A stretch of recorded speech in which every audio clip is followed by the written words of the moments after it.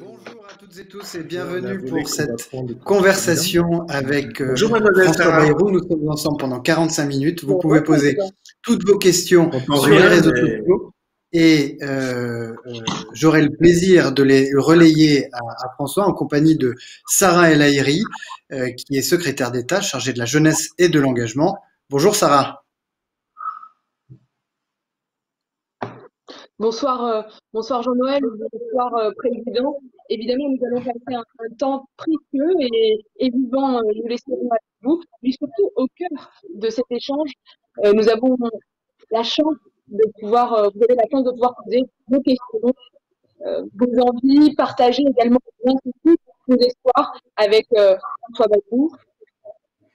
Je n'ai pas besoin de le présenter, c'est évidemment notre président, c'est le maire de Pau, c'est en plus aujourd'hui le haut commissaire au plan qui projettera l'avenir et qui portera au cœur de notre débat politique les grandes transitions et les grands enjeux de notre temps. Je vois que les questions commencent et évidemment, Jean-Noël, d'abord, Monsieur le Président, François, à toi l'honneur, et puis Jean-Noël, à toi l'honneur de poser aussi les premières questions.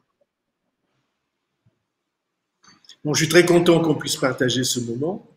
Je remercie Jean-Noël et Sarah d'être les relais des questions que vous vous posez, vous. Est-ce que je me trompe, la cabine technique est Gina, ou bien c'est un peu flou l'image sur l'écran? C'est normal?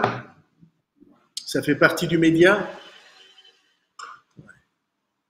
Mettons, comme j'ai pas de réponse, je vais considérer que c'est oui et que vous me voyez. Enfin, l'essentiel est que vous m'entendiez aussi. Donc, si je comprends bien, Jean-Noël et Sarah, c'est vous qui relayez les questions, n'est-ce pas? Eh oui. Oui.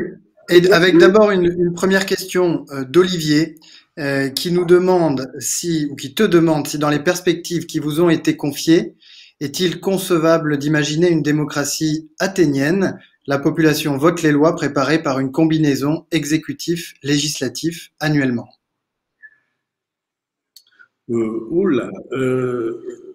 C'est une formulation un peu hardie parce que démocratie athénienne, je sais bien que c'est une expression qu'on emploie souvent, mais c'est le contraire de la vérité, de la réalité. À Athènes, ne participaient à la vie civile que les citoyens de plein exercice, c'est-à-dire, on va dire, que les aristocrates du temps. Les autres, à peu près, je ne sais pas, 95% de la population, ou 90% de la population, les autres étaient des esclaves, et les esclaves étaient considérés comme des machines. Et ils avaient un cours, comme les machines agricoles avaient un cours, et donc, serait absolument stupéfait un Athénien du 5e siècle qu'on puisse prétendre que les hommes étaient égaux en droit. Après, je pense qu'il peut y avoir des expériences de participation, même de consultation sur des sujets, mais sur des sujets qui sont des sujets accessibles par l'opinion.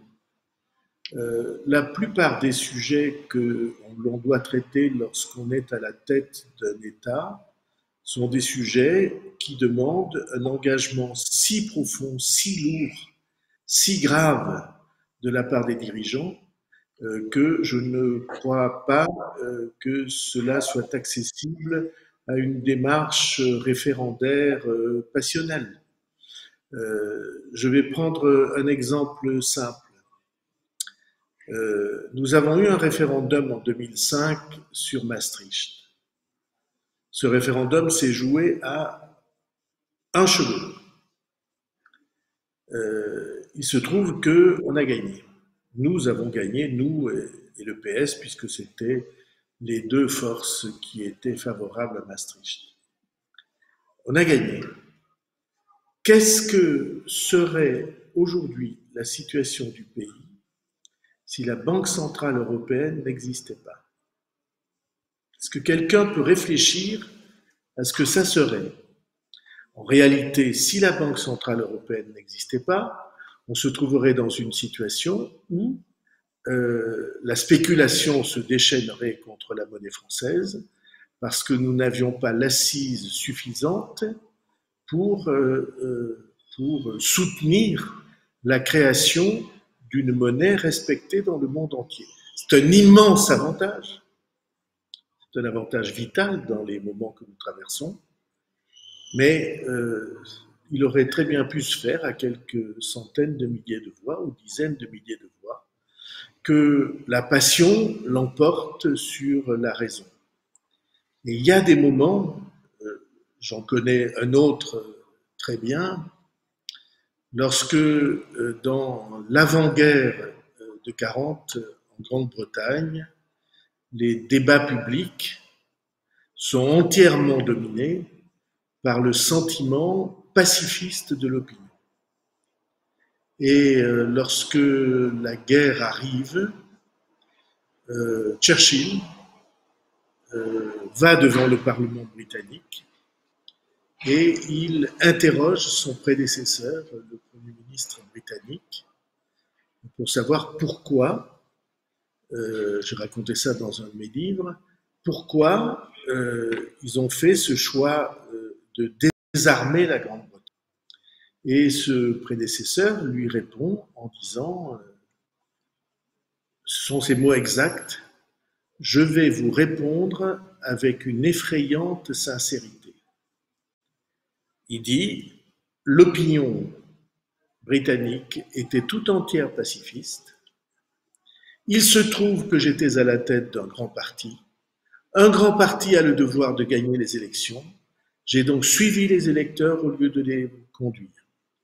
Et vous voyez que l'idée que nous nous faisons de la responsabilité d'un dirigeant, d'un homme d'État, d'un citoyen, c'est pour moi, homme d'État et citoyen, ça devrait être la même chose. Un homme d'État et un citoyen, ils ont un devoir qui est de voir plus clair que les autres. Et donc, je ne crois pas que la décision sur des sujets stratégiques, gravissimes, puisse être remise complètement au référendum.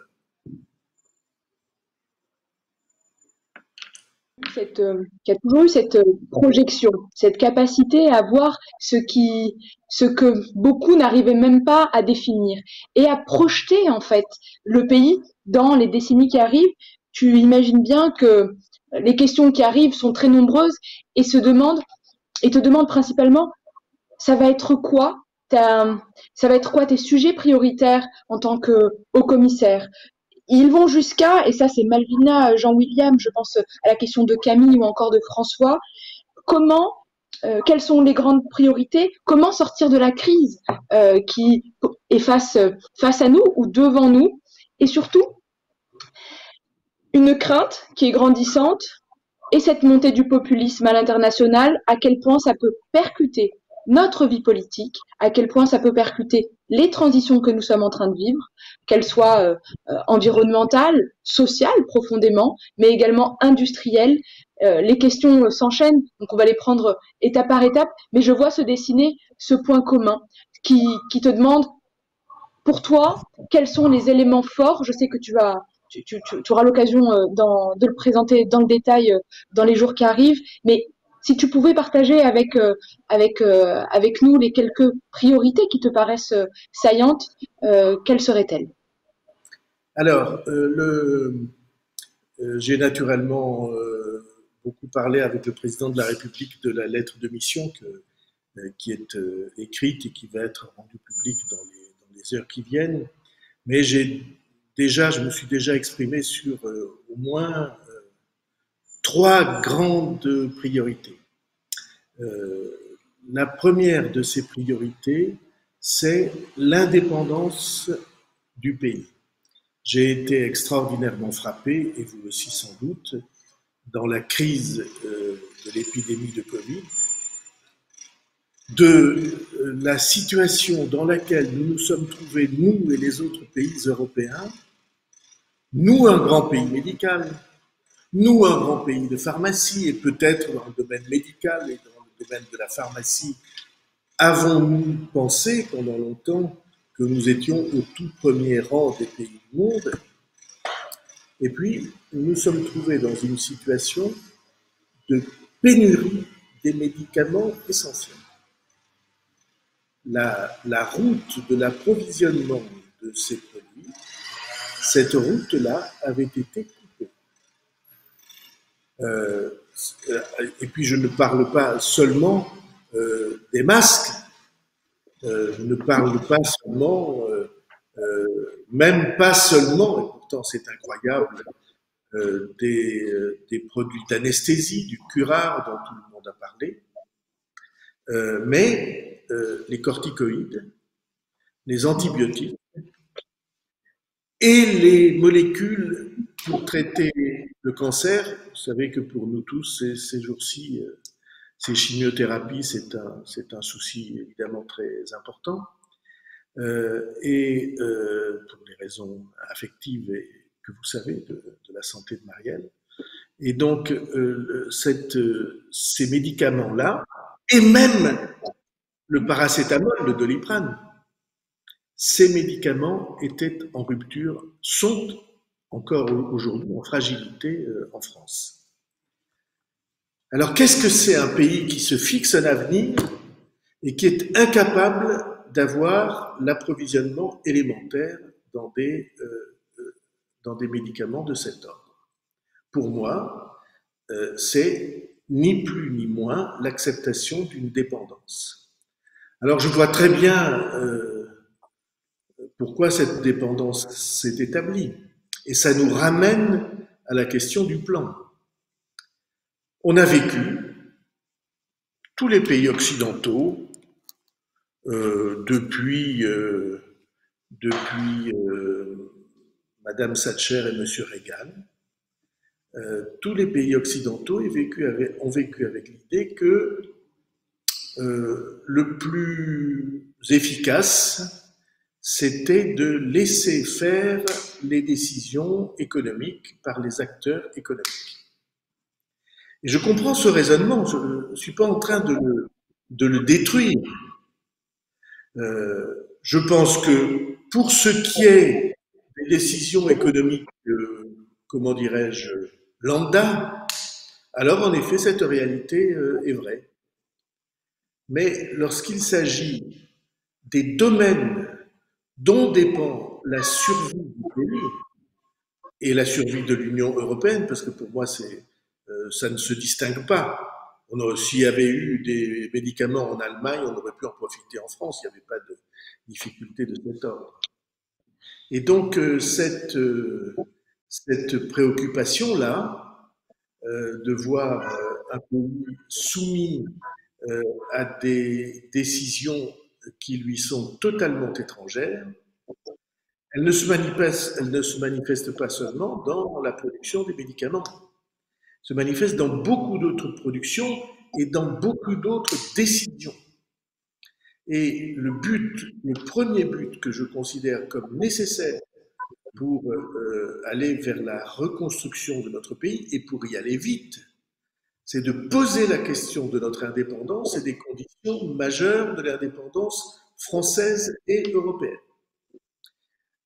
Et pour ça, il faut, dans le domaine de la production, recouvrer des capacités de production dans notre ensemble européen, français et européen. Alors vous direz que je suis un peu obstiné, comme disent certains, parce que on a fait une campagne présidentielle ensemble il y a quelques années. Cette campagne présidentielle, elle était fondée autour de produire en France, produire en Europe.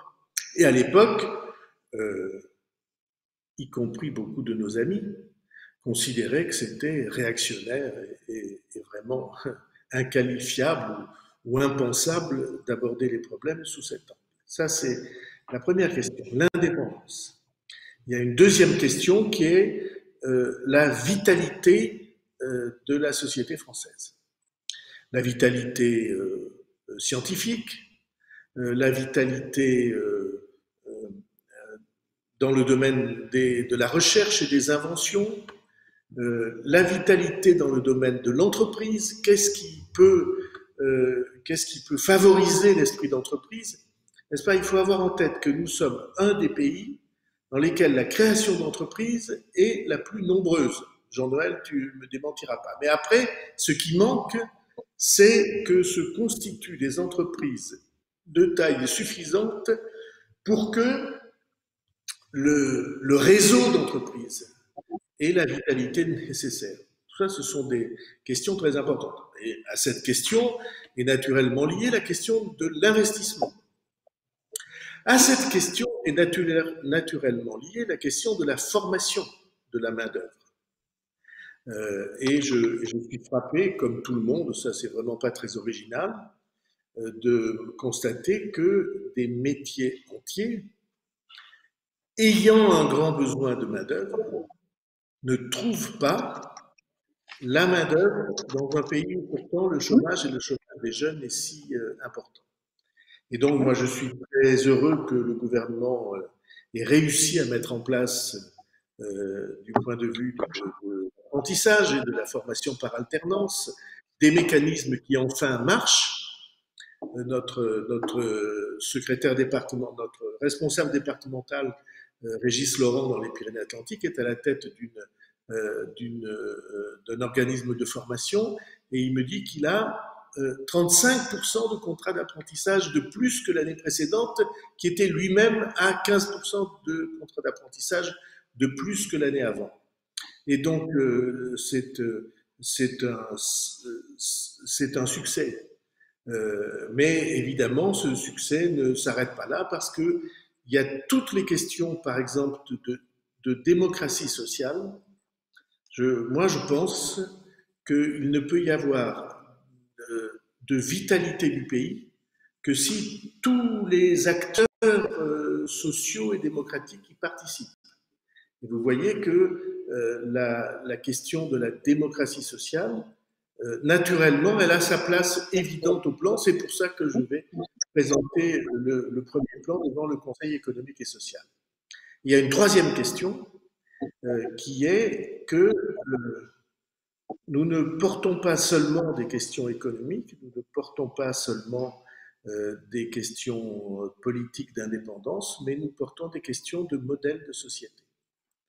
Et notre modèle de société, il exige que nous abordions ces questions sous l'angle de la justice. Alors c'est par l'angle de la justice, par exemple, que je prends les questions de protection de la planète et du climat. Parce que ça, c'est une justice élémentaire que l'on doit aux générations futures et à des nombreux dans le monde.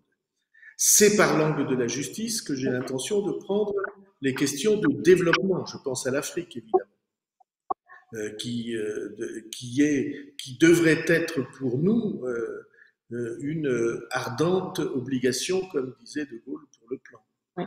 C'est par les questions de justice que je prends les questions d'égalité, de la situation de la femme,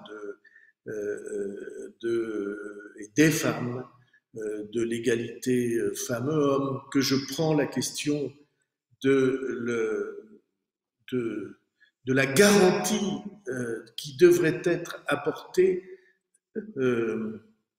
à l'ascenseur social, enfin à la capacité de progression d'enfants, de jeunes qui sont nés dans des milieux qui ne sont pas des milieux de pouvoir et d'influence, et qui puissent les gagner, et qu'ils sachent quel est le chemin. Et pour l'instant, personne ne sait quel est le chemin. C'est les familles favorisées, ou en tout cas initiées, informées, qui savent qu'est-ce qu'on fait après le bac, si on va dans une prépa, quel genre de prépa, qu'est-ce que ça veut dire Sciences Po, tout ça, beaucoup de personnes ne le savent absolument pas. Et donc, vous voyez, vous avez là des questions de... Alors, je regroupe un peu arbitrairement dans ces trois objectifs. Il y en aura évidemment, inéluctablement d'autres, mais je voulais vous montrer quelle est la manière de réfléchir. Après, quelle hiérarchie? Je n'ai pas l'intention d'établir beaucoup de hiérarchie entre les questions, parce que toutes sont indispensables à ceux qui les vivent. Et donc mon idée, c'est j'ai deux idées. La première, j'ai l'intention d'aller très vite. Parce que toutes ces questions-là sont des questions qui habituellement donnent lieu à des recherches très longues et à des concertations préalables qui ne le sont pas moins. Il se trouve que je trouve qu'on a eu beaucoup de recherches, beaucoup de commissions, beaucoup de concertations, et que mon intention est au contraire de mettre tout de suite en exploitation la mine innombrable, enfin la mine si importante d'études, de rapports de commission faits par l'Assemblée nationale, par le Sénat, par France Stratégie. J'ai vu passer une question sur France Stratégie, je vais répondre évidemment tout de suite quand j'aurai fini cette partie de l'exposé. Les think tanks divers et variés, les organismes de recherche, les universitaires, il y en a des mètres cubes d'études. Le moins qu'on en puisse se dire est qu'ils ne sont pas exploités comme ils devraient l'être. Et donc, je voudrais les mettre tout de suite en exploitation. Je vais poser les questions. Pour l'instant, j'en aperçois une trentaine, regroupées en thèmes. Je vais poser les questions, mais je ne prétends pas avoir le monopole des questions. Tout le monde a le droit de demander qu'une question soit traitée dans le cadre de la réflexion du commissariat au plan. Tout le monde, c'est-à-dire les forces sociales, les organisations professionnelles, les partis politiques, nous-mêmes et les autres partis politiques français que je vais recevoir, les précédents commissaires au plan.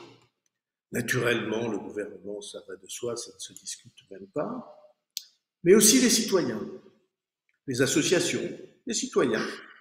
On va ouvrir ce droit et on essaiera d'intégrer les questions, de regrouper les questions pour que nul n'ait le sentiment qu'on dissimule quelque chose.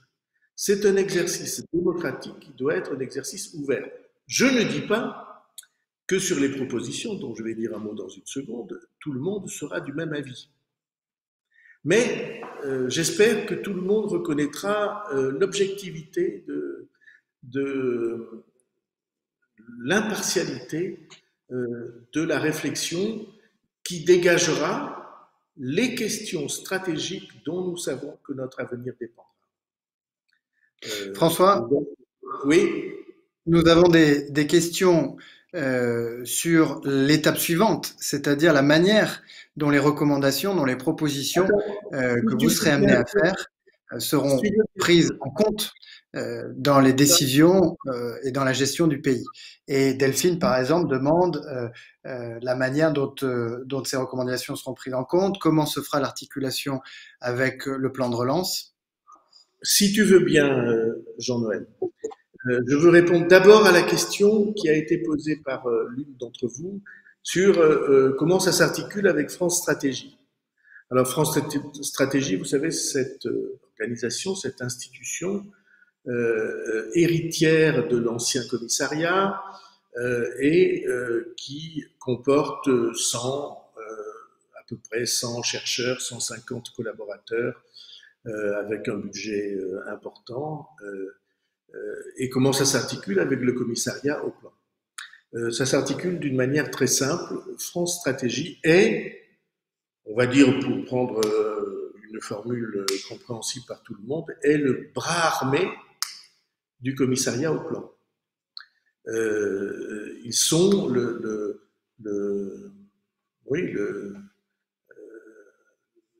bras, la main du commissariat au plan. Ils ont fait beaucoup d'études eux-mêmes, ils ont beaucoup de gens de très haute qualité.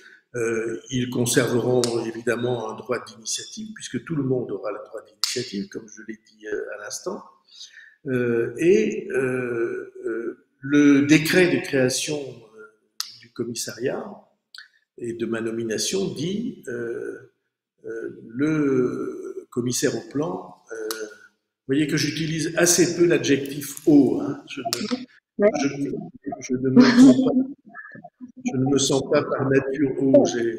J'ai très souvent appris à mes élèves qu'il fallait éviter les adjectifs. Bon, enfin, ça s'appelle comme ça, mais oubliez mon altitude, ça sera très bien. Donc,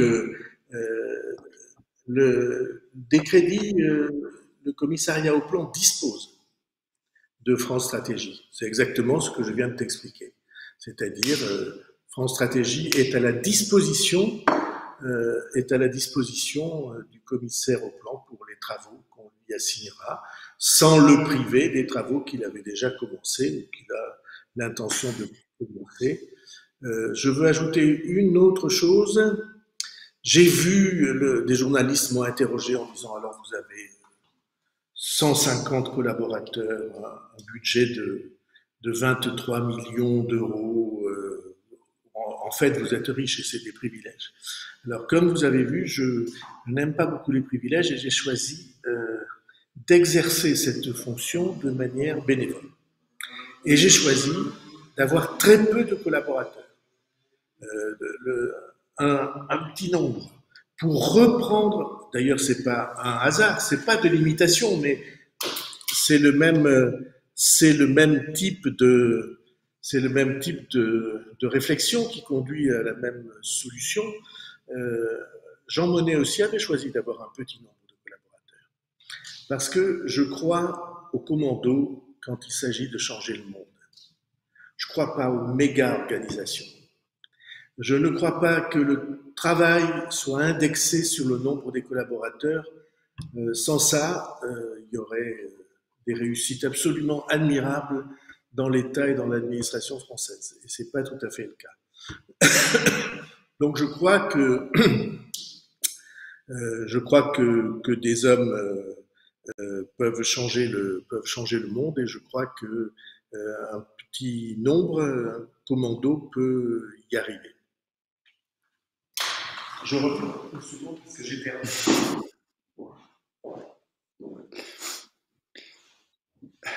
C'était assez giscardien comme lever du fauteuil, mais François, tu me rejoins. Tu es de retour pour nous parler donc de la manière dont ces préconisations que vous ferez pourront guider l'action politique pour la France et pour l'Europe. D'éternuement, ça peut être un peu spectaculaire. Et je me suis toujours dit que ce serait sur un plateau, mais j'espère que ça n'est pas aujourd'hui. Question. Oui, les traductions politiques des recommandations que vous ferez, comment est-ce que tu le vois? Comment est-ce que tu vois l'articulation avec le plan de relance et le rythme de politique de court terme dans lequel la France s'est enfermée au fil du temps? Comment est-ce qu'on fait pour articuler une réflexion de long terme avec une politique qui s'est habituée à la gestion de l'urgence? C'est pas le même métier. Je le dis pour quand vous serez interrogé par des journalistes qui naturellement ne rêvent que plaie et bosse et qui rêvent d'un affrontement avec le Premier ministre. Ils ont compris qu'avec le président de la République, j'avais insisté pour que ce soit très intimement lié. Mais ils rêvent d'un affrontement avec le Premier ministre ou avec tel autre ministre, et ils en seront pour leurs frais. Il n'y a aucun risque, pour autant que je tienne bien les rênes, il n'y a aucun risque que nous ayons un affrontement avec le gouvernement. Le métier du gouvernement est de trancher, et de trancher, comme on disait en latin, hic et nunc, ici et maintenant. Et le nôtre est d'allumer les projecteurs sur le long chemin qu'on a à parcourir vers l'horizon lointain, je vous dirai un mot de l'horizon, et de dégager des options. Alors je veux insister sur ce point. Quand tu dis, Jean-Noël, les solutions proposées, je ne compte pas choisir à la place des décideurs, mais je compte faire quelque chose qui n'est pas souvent pris en compte en France. Je compte dégager des solutions cohérentes. Je compte mettre en place des stratégies qui seront des stratégies cohérentes pour l'avenir. Et il y en aura inéluctablement plusieurs. Parce que les problèmes, évidemment, se résolvent difficilement par une seule solution. Il y a des choix à faire. Nous allons proposer des choix cohérents. Ça a une vertu, c'est que ça permet de faire échapper le débat aux affrontements partisans. J'emploie le mot partisan au sens large, pas seulement d'étiquette politique, mais passionnellement partisans. Je pourrais en citer beaucoup, mais je ne veux pas le faire parce que je vais allumer le feu. Donc, mais il y a beaucoup de sujets brûlants. Je compte nous saisir de tous les sujets brûlants. Mais je ne veux pas trancher dans un sens ou dans l'autre. Je veux dire, voilà le choix qui est devant nous. On a cette voie A, cohérente, avec les dangers et les avantages. Cette voie B, cohérente, avec les dangers et les avantages. Cette voie C, etc. Et c'est aux décideurs de choisir. Alors, qui sont les décideurs? Ils sont naturellement, et dans l'esprit des citoyens, c'est les gouvernants. Mais en vérité, les vrais décideurs, c'est l'opinion publique. C'est les citoyens qui commandent par leur influence et par leur vote et par les sondages qui commandent à l'action publique et aux choix qui sont prononcés. Et ces décideurs-là, je pense que la vie démocratique en sera très améliorée s'ils ont devant eux une analyse d'une situation, l'expression d'une question stratégique, des buts à atteindre, même s'ils sont différenciés, et des options. Autrement dit, alors vous connaissez mes obsessions, la démocratie est l'organisation sociale qui permet de porter à son plus haut la conscience et la responsabilité des citoyens. Et c'est pour moi cette conscience et cette responsabilité qu'on va largement améliorer. Et aussi permettre de se saisir de problèmes la plupart des problèmes dont nous nous saisirons, on les traite jamais. J'en prends un exemple très simple, l'épidémie virale d'une pneumopathie, d'une épidémie pulmonaire. Ce risque était énoncé parfaitement dans le livre blanc de la Défense de 2008, quasiment ligne à ligne. Personne n'en a tenu compte. Deuxièmement, les questions de risque, de danger, un danger qui se matérialise et qui arrive, il faut des mois, parfois des années pour qu'on le prenne en compte. Je pense que cette question doit être traitée dans le cadre du commissariat au plan. Et vous voyez le sens de ce que je porte, que je défends depuis des années, que nous avons défendu depuis des années, et que désormais, alors que je ne le formulais pas pour ça, que, comme je dis souvent, quand j'écrivais dans mes livres antérieurs, il faudra un commissaire au plan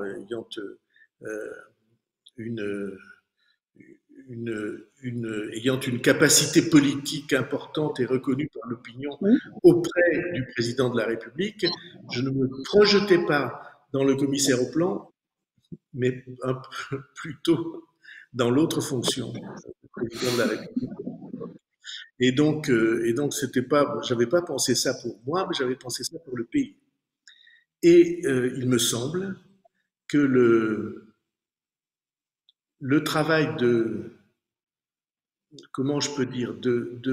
réenracinement de la démocratie, on a là une possibilité de le faire vraiment, de changer vraiment la manière dont les décisions politiques se prennent et se construisent dans l'opinion, se prennent par les décideurs et se construisent dans l'opinion. Alors peut-être vous me trouverez un peu idéaliste, mais on va voir si je suis idéaliste ou si on peut faire vraiment bouger les choses. Je suis persuadé qu'on peut. Parce que tu es persuadé qu'on peut le faire, parce que tu as, avant beaucoup, dit les choses, bah finalement c'est un rééquilibrage entre un pouvoir exécutif clair, un pouvoir législatif qui aujourd'hui est vivant et qui a besoin aussi de se reconstruire dans notre manière de travailler à l'Assemblée, mais aussi sur la question de la proportionnelle qui anime à nouveau l'actualité de notre pays.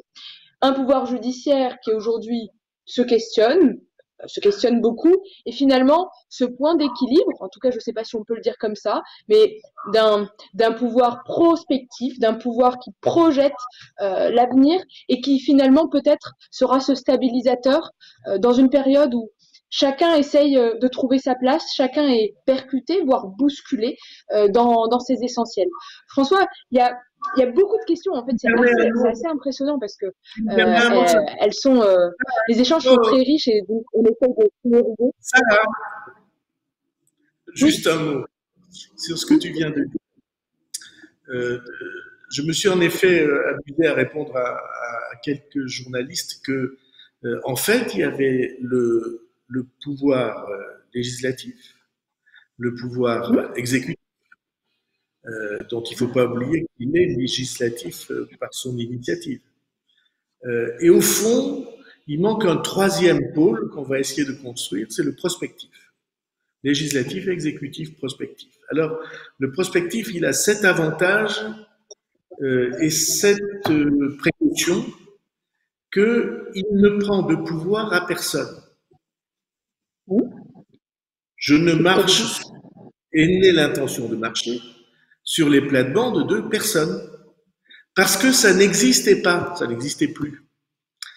Parce qu'on avait oublié que ça pouvait exister. Et qu'on considérait que tout ça, au fond, c'était des vieilles lunes et qu'on sacrifiait à des études pour des chercheurs bien sympathiques, mais que ça ne changeait pas la vie. Donc, je ne veux entrer en conflit avec personne et je ne prends de pouvoir à personne. Mais si nous arrivons au but dont je rêve, dont nous rêvons, si nous y arrivons, on donnera plus de pouvoir aux décideurs et plus de pouvoir aux citoyens. On ne leur prend pas du pouvoir, on leur donne une partie du pouvoir. Parce qu'ils y verront mieux et qu'on conduit mieux la voiture s'il n'y a pas de brouillard, ou le bateau si on a une bonne météo. Voilà pour répondre à ce que tu disais. Recommence, Sarah.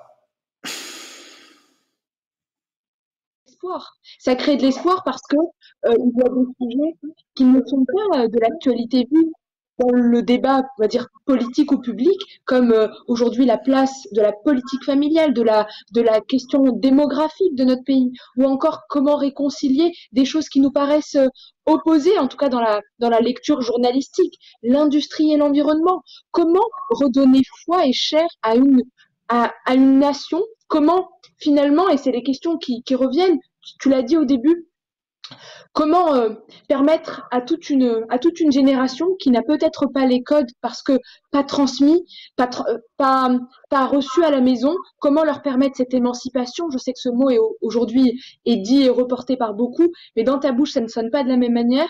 Comment finalement recréer cet espoir collectif qui fait que on réussira à traverser les prochaines décennies, mais avec de manière quasiment chevaleresque, j'ai envie de dire, avec panache. C'est ça l'espoir que, en tout cas, on arrive à lire entre les lignes dans les questions, parce que nous ne l'avons jamais eu. Aujourd'hui, dans une période où il y a des transitions, comment enfin et pourquoi enfin prendre ce temps et la méthode que ça peut avoir. Donc, si je devais résumer, parce que évidemment, je me suis écoutée, je me rends compte que c'est absolument illisible pour toi, en quelques mots, tu crois au commando, nous croyons au commando, comment réconcilier, comment créer de l'espoir pour notre société. Et un sujet qui revient quand même en filigrane, et avec comment recréer de la dynamique démographique dans notre pays, parce que c'est le fondement de notre modèle social. Alors, je distingue. Première question politique ou plutôt civique. Est-ce qu'il y a un moyen d'échapper à la brutalité des affrontements partisans et très souvent infondés? Ma conviction est que oui. On peut en partie échapper à cette brutalité et fabriquer du rassemblement dès l'instant qu'on se mettra d'accord sur le cadre dans lequel on doit agir. Quelles sont les contraintes? Est-ce qu'on accepte de les nommer? Quelles sont les évolutions en cours dans le monde qu'on peut formuler à notre propre usage? Et en effet, proposer des chemins, des voies, des stratégies pour en sortir. Je suis persuadé, moi, je pense que le court terme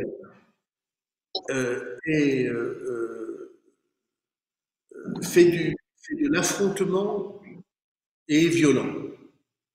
Le moyen et le long terme permettent des rassemblements, permettent de se mettre d'accord. Au fond,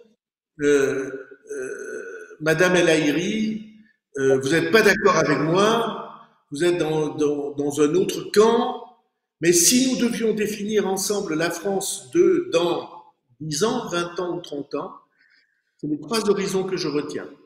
10 ans, 20 ans, 30 ans. Au fond, est-ce qu'on peut se mettre d'accord?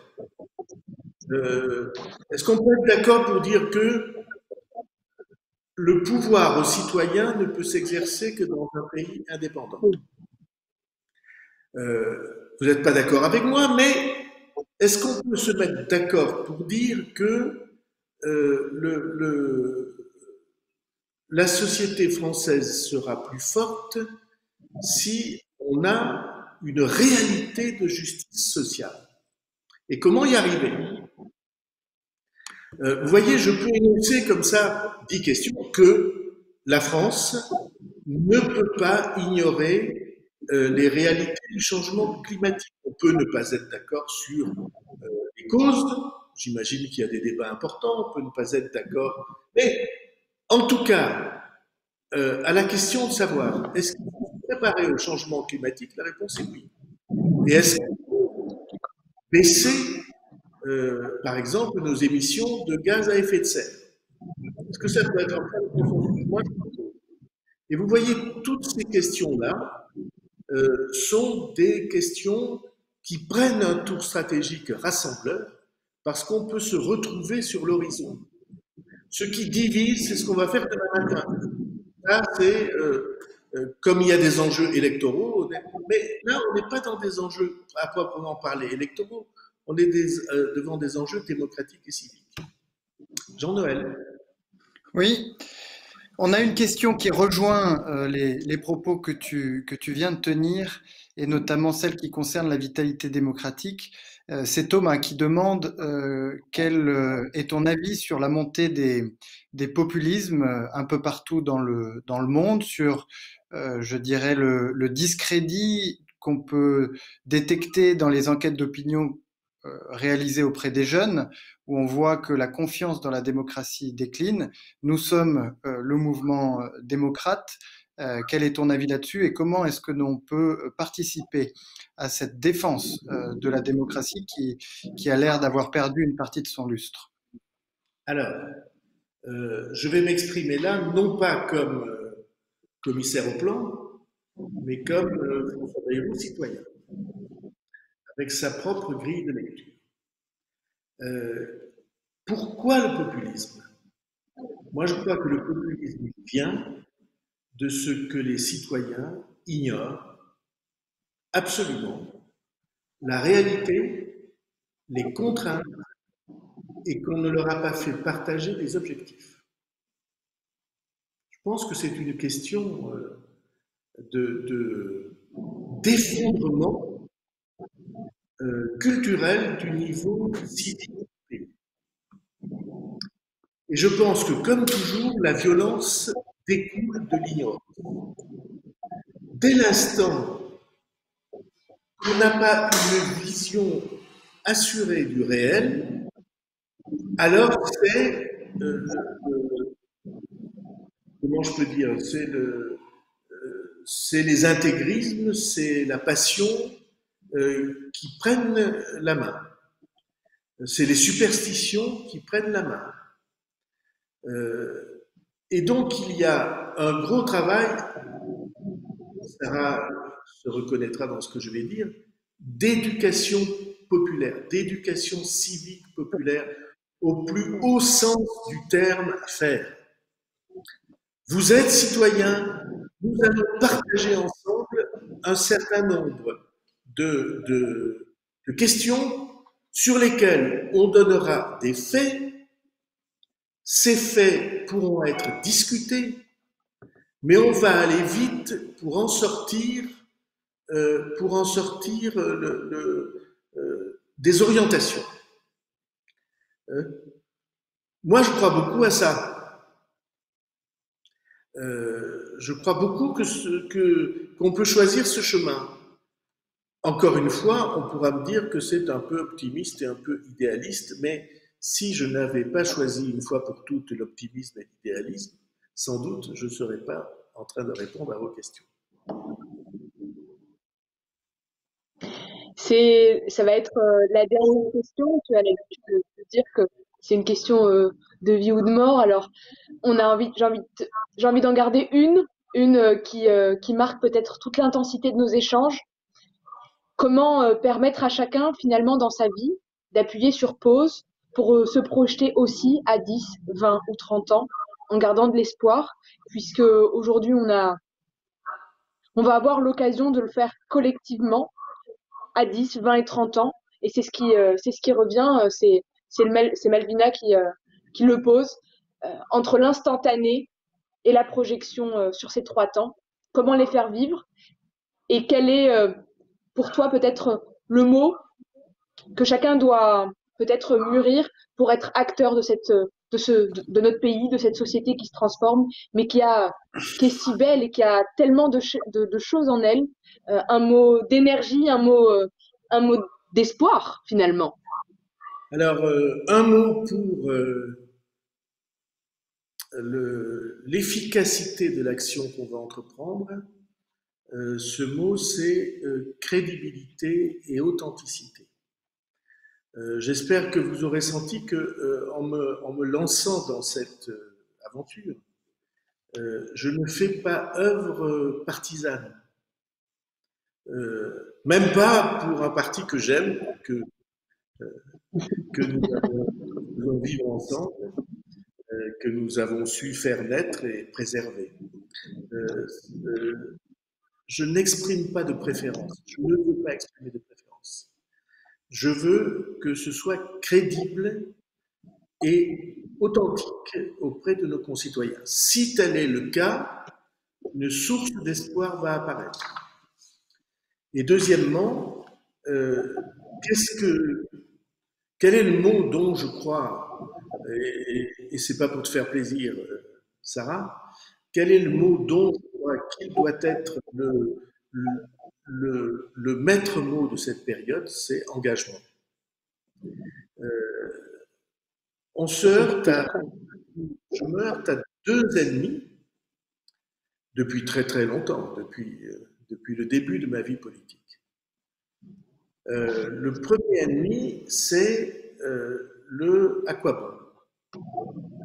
Les gens qui croient, des gens, l'immense majorité des gens, y compris des acteurs politiques, c'est ça qui m'a stupéfait tout au long de ma vie publique. Les acteurs politiques ne croient pas qu'ils puissent changer le monde. Ils ne croient pas. Ils pensent qu'on ne peut rien faire. Et si vous y réfléchissez, l'abandon d'un plan, ça n'est pas autre chose que la traduction de cet effondrement des bras. On baisse les bras. Mais il y a un deuxième ennemi qui est encore plus important, qui est que la plupart des gens, non seulement ils ne croient pas qu'ils puissent changer le monde, mais c'est pire, ils ne croient pas que le monde puisse changer. Ils pensent qu'ils y vivent comme s'il y avait une fatalité, que c'était, voilà, que les cartes étaient distribuées, qu'on peut peut-être les jouer un peu mieux, mais et moi je ne crois pas ça. Je pense qu'il y a des lois. Par exemple, je pense que en économie, Jean-Noël, la loi du profit maximum est une loi. Pour la plupart des entreprises et pour la plupart des gens, vaut mieux gagner 10 que de gagner 1. Et quand on prête, on s'attend à être remboursé. C'est des lois économiques. Mais les lois de l'histoire, les lois de la condition humaine, les lois en profondeur qui commandent les raisons de vie, toutes ces lois-là, elles peuvent changer. Et on sait bien qu'il arrive assez souvent qu'elles changent pour le pire. Mais il arrive aussi quelquefois que de grands mouvements de l'histoire les changent pour peut-être pas le meilleur, mais un peu meilleur. Et ça, c'est mon guide, c'est ce que je pense que doit être l'action d'un responsable démocratique, et puis tout simplement d'un citoyen, et puis tout simplement d'un homme, d'un père de famille, d'une femme, pour sa propre vie, pour celle de ses enfants si elle en a. C'est tout ça que je considère moi comme au fond le grand mouvement qu'il faudrait obtenir dans les consciences. Et si je peux avec vous, parce que naturellement quand je dis tout ça est ouvert à tout le monde, c'est ouvert à tout le monde avec un ticket de priorité pour vous. Considérez que vous avez un ticket de priorité de coup de fil. Voilà, merci en tout cas de ce face-à-face. Je regrette de ne pas avoir entendu en direct les questions.